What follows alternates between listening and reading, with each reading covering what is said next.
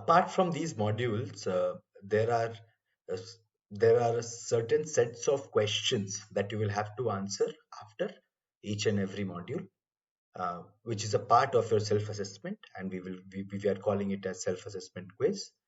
So there are 9 modules. You will have such 9 set of questions related to each and every module, and we will also have a live query session where using a video call you will be able to connect to me and you can ask questions, and we will try to answer all your questions, all your queries which we failed to uh, cover in this course.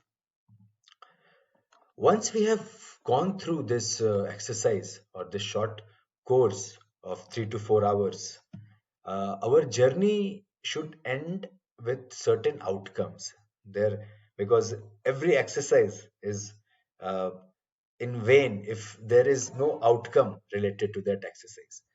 So the outcomes that we are targeting here is basically related to your ability to comprehend the concept of industry 4.0 and identify the used case of 3D printing and what method has been applied there and what are the various kind of materials used in that particular scenario.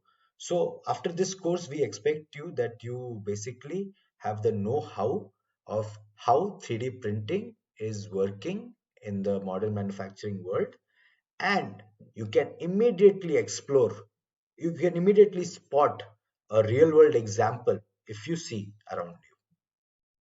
Also, by the end of this course, you will be able to say that, okay, this material can be 3D printed, this material cannot be 3D printed, or yes, this material is being 3D printed right now. There are use cases. So that will help you in accelerating your adoption of 3D printing. So all the best, all of you, and see you in the first module, industry in introduction to industry 4.0, and let's start learning together.